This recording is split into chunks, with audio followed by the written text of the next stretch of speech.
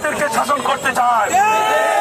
বিগত 17 বছরে ফ্যাসিস্ট সরকারের আমলে ওরা যেভাবে আমাদেরকে চাপা দিয়ে রেখেছিল, ওরা আমাদেরকে আবার ধরে রাখতে চায়। এই ভারত সরকার যখন আমার দেশের পানির প্রয়োজন হয় তখন ওরা ওদের বাদকে আটকে রাখে। যখন আমার দেশের পানির প্রয়োজন হয় না, যখন চতুর্দিকে পানি বন্যা মানুষের অবস্থা খারাপ, তখন ভারত প্রতিবারের মতো প্রত্যেক বছরে তাদের বাঁধগুলোকে ছেড়ে দিয়ে হাজার হাজার মানুষকে তারা বন্যায় ক্ষতিগ্রস্ত করছে। বাংলাদেশের অন্তর্বর্তীকালীন সরকার মহোদয়কে বলতে চাই, এদেশের মানুষ না খেয়ে থাকবে, এদেশের মানুষ তাদের বিলাসিতা কমিয়ে দিবে, কিন্তু আপনি বাঁধের উপরে আরেকটা বাঁধ নির্মাণ করেন, আরেকটা বাঁধ নির্মাণ করেন। এদেশের মানুষ গাম দিয়ে রক্ত দিয়ে তারা কাজ করবে, কাদের সাথে কাজ মিলিয়ে আরেকটা বাঁধ নির্মাণ করবে ইনশাআল্লাহ। আজকে আমরা এখানে উপস্থিত হয়েছি আমাদের এই শহীদ ভাইদের স্মরণে।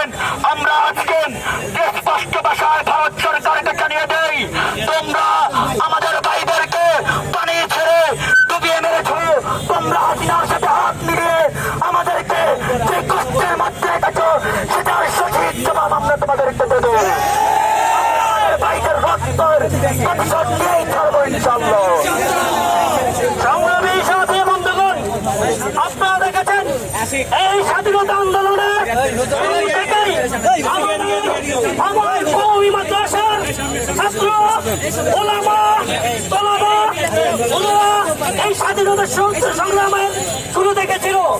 আমাদের কওমির অনেক ছাত্রকে শহীদ করা হয়েছে, অনেক আলেমকে এই ফ্যাসিবাদী স্বৈরাচারী সরকার মিথ্যে মামলা দিয়ে জঙ্গিবাদীর পুজো দিয়ে তাদেরকে গ্রেফতার করা হয়েছে।